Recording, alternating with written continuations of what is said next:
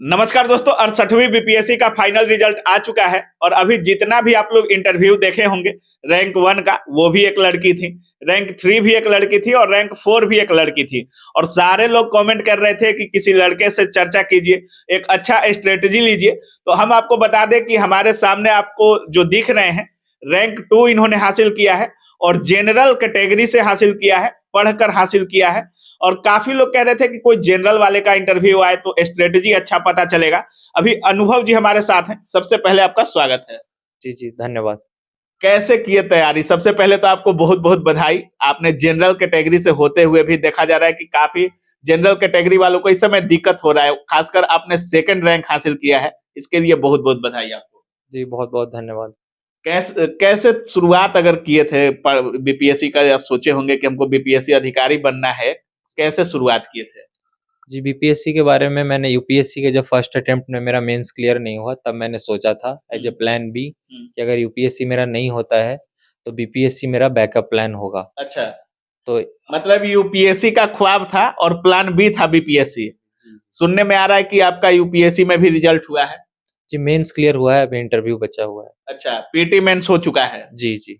अच्छा, कैसे पढ़ते हैं? यूपीएससी में भी रिजल्ट आ जाता है, बीपीएससी में टॉपर बन जाते हैं, पढ़ाई कैसे करते हैं? जी, शुरुआती के 6-7 महीने फंडामेंटल्स और बेसिक्स क्लियर करने में लगता है, जो कि सारे सब्जेक्ट्स ज्योग्राफी, इकोनॉमी, पॉलिटी ऐसे सब्जेक्ट्स को। और उसके बाद इन सबको कर लेने के बाद आंसर राइटिंग और प्रीलिम्स के टेस्ट सीरीज पे फोकस करते हैं। जैसे कि पहले प्रीवियस ईयर क्वेश्चंस देख लेते हैं और उसके बाद उसको मॉक टेस्ट देते हैं। और आंसर राइटिंग से पहले मैं सजेस्ट करूंगा कि नोट्स लोग बना लें। मैंने अपने नोट्स सारे ऑनलाइन बनाए थे। अच्छा, और उन नोट्स को बार बार रिवाइज करके और उनको टेस्ट में अप्लाई कर करके धीरे धीरे उसमें उस चीज में मेरा परफेक्शन आने लग गया। अच्छा जी। अच्छा, काफी लोग जब तैयारी करते हैं तो फैमिली बैकग्राउंड से अगर कोई पढ़ा लिखा हो या उस चीज की तैयारी करता हो तो काफी अच्छा सपोर्ट मिलता है। कोई एजुकेशनल बैकग्राउंड कैसा था फैमिली का? जी, फैमिली तो मेरा मेनली फार्मर्स थे सब। मेरे अच्छा। पिताजी पर हेडमास्टर हैं मिडिल स्कूल काको में। अच्छा, और दादाजी और उनके पहले सब फार्मिंग ही था उनका मेन। सभी लोग किसान थे। जी। Mummy housewife? Mummy housewife. अच्छा, शुरुआत जैसे कि कह रहे हैं कि 6 महीना अच्छे से पढ़ना होता है, सिलेबस के अनुसार पढ़ना होता है। जब छात्र शुरुआत करते हैं, तैयारी करते हैं, तो कोचिंग क्लासेस की ओर दौड़ लगाते हैं कि हम इस कोचिंग में पढ़ लें, इसका इतना नाम है, इसका इतना रिजल्ट है। आपने ये सब किया कि नहीं? जी, मुझे कोचिंग की आवश्यकता फील नहीं हुई। अच्छा। क्योंकि मैंने कोविड में प्रिपरेशन स्टार्ट किया था। उस टाइम ऐसे भी ऑफलाइन कोचिंग सारी बंद थी। तो ऑनलाइन मैंने डिस्कवर करा कि यूट्यूब वगैरह पे काफ़ी फ्री ट्यूटोरियल्स मिल जाते हैं। तो स्टार्टिंग में मुझे ट्रांजिशन में उसने हेल्प कराया। यूट्यूब पे free geography lectures, polity lectures ऐसे अवेलेबल होते हैं, जिससे थोड़ी बेसिक अंडरस्टैंडिंग बन गई। और उसके बाद मैंने सेल्फ स्टडी किया, अपने नोट्स बनाए। और उन नोट्स को बनाने में सबसे बड़ा योगदान टॉपर्स के चैनल्स का रहा। अच्छा। जो टेलीग्राम पे होते हैं। और उन चैनल्स पे मैंने उनके नोट्स से गो थ्रू हुआ मैं। फिर उनके लिखे हुए आंसर शीट्स देखे। और काफ़ी सारे मतलब 50-60 से ज़्यादा टॉपर चैनल्स को मैंने फॉलो किया। अच्छा। और उन सब की जो अच्छी-अच्छी चीज़ें मुझे लगी, जो मैं अपने स्ट्रैटेजी में अप्लाई कर सकता था, तो मैंने करा और फिर मैंने अपने नोट्स प्रिपेयर करे।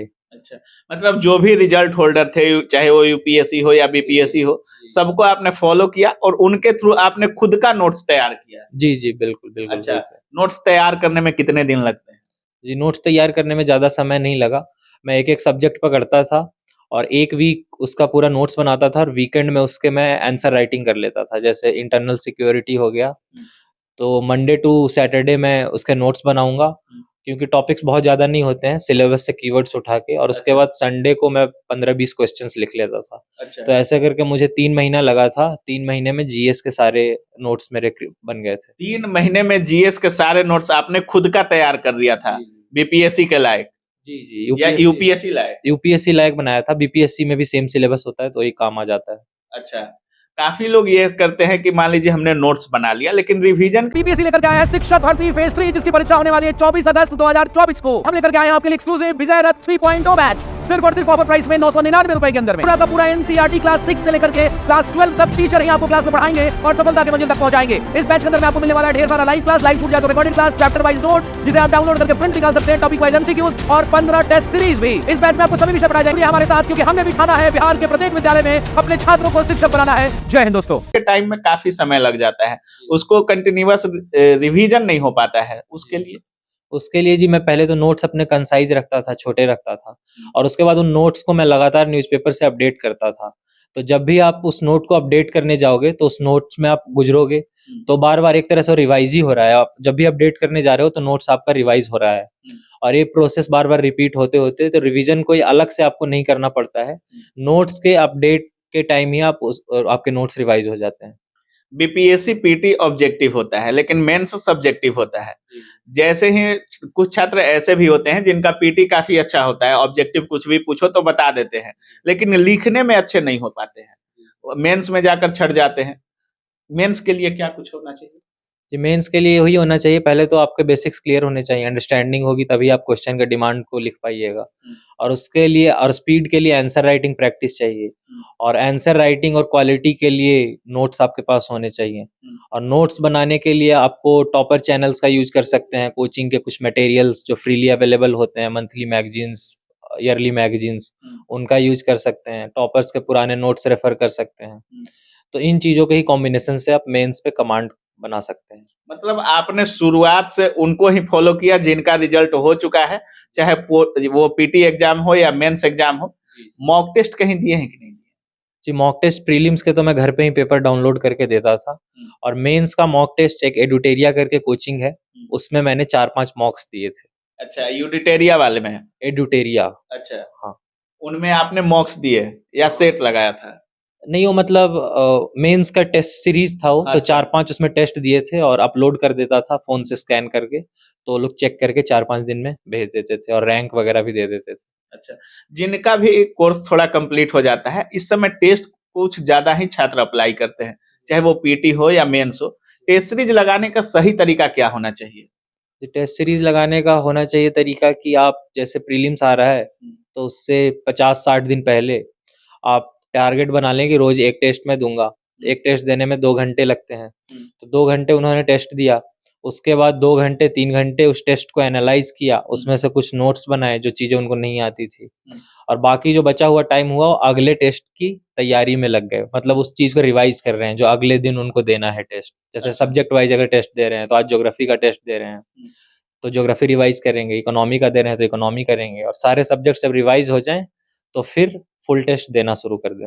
अच्छा, मतलब शुरुआत में आपको सेक्शनल टेस्ट देना है? सेक्शनल टेस्ट देना चाहिए, और एक बार आपने 30-35 टेस्ट दे दिए सेक्शनल, उसके बाद फुल टेस्ट की तरफ मूव कर जाना चाहिए।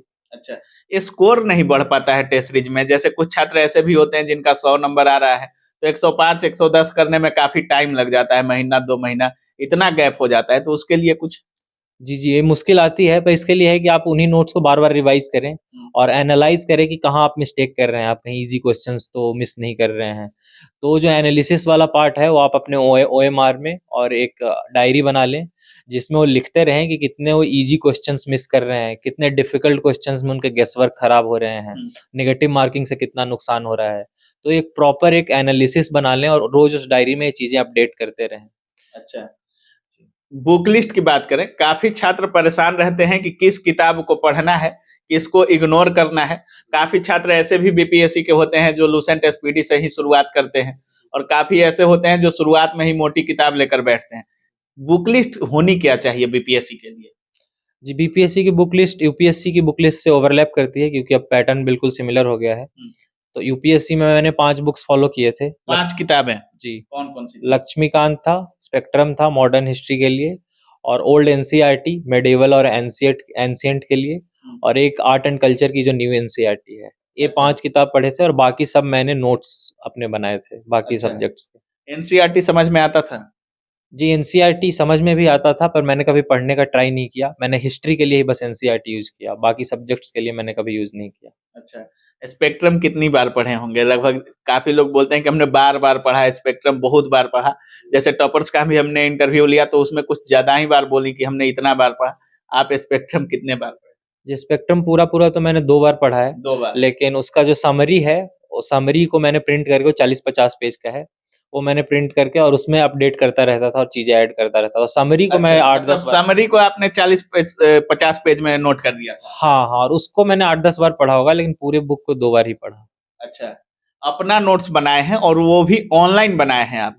तो ये कैसे, काफी छात्र होते हैं जो कलम घिस रहे हैं, कॉपी पे नोट्स बनाए जा रहे हैं, उनकी लंबी एक नोटबुक की मतलब पूरी लंबी लिस्ट हो जाती है नोट्स की, कि कैसे ऑनलाइन कैसे।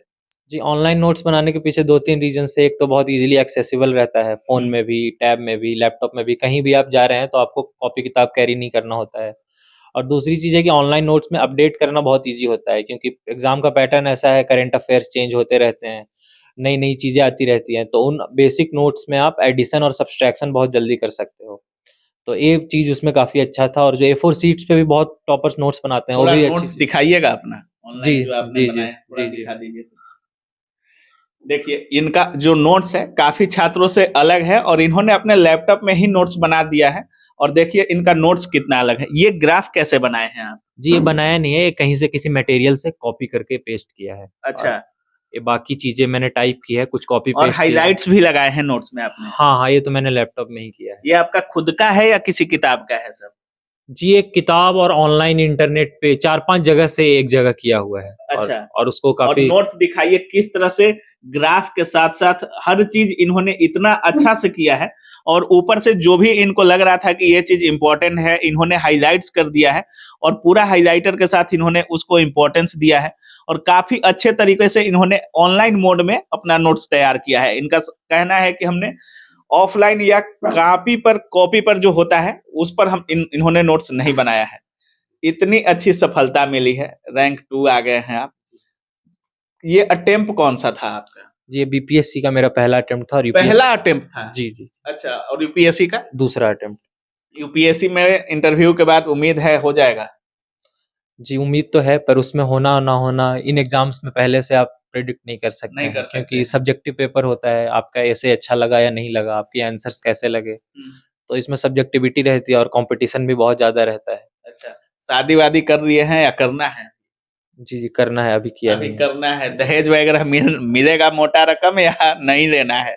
जी, दहेज नहीं लेना है, इलीगल चीज़ है, अच्छा, अनएथिकल चीज़ है। नहीं जी, लेना है। जी। चलिए बहुत-बहुत धन्यवाद। और आपने वाक़ई में मेहनत किया है, क्योंकि जनरल कैटेगरी से होकर के इतना अच्छा नोट्स इन्होंने प्रिपेयर किया है। और इनका साफ कहना है कि हमने कोई भी कोचिंग क्लासेस और भीड़ जो होती है, भीड़ का हिस्सा नहीं रहे हैं। अपना नोट्स तैयार किया है इन्होंने, टॉपर्स को फॉलो किया है, और जहाँ से भी इनको लगा कि कुछ अच्छा हमको मिल सकता है, वहाँ से ये अपना लेकर के खुद का तैयार किए। कुछ भी अगर किए हैं, तो खुद का तैयार किए हैं। बाकी जिस तरह से स्ट्रेटजी पर चर्चा किए हैं, काफ़ी अच्छा से बताए हैं आप लोगों को। चाहे वो बुक लिस्ट हो, 5 किताबों को इन्होंने फॉलो किया है। बाकी जनरल कैटेगरी से आते हैं, सभी लोग कह रहे थे कि जनरल वाले का लीजिए, मेल का लीजिए, तो ये भी आप लोगों को स्ट्रेटजी मिल चुका होगा। बाकी आप क्या कुछ सोच रहे हैं इस पूरे वीडियो के बारे में, अपनी राय कमेंट सेक्शन में ज़रूर रखिएगा। आप देख रहे थे काबिल न्यूज़। जय हिंद।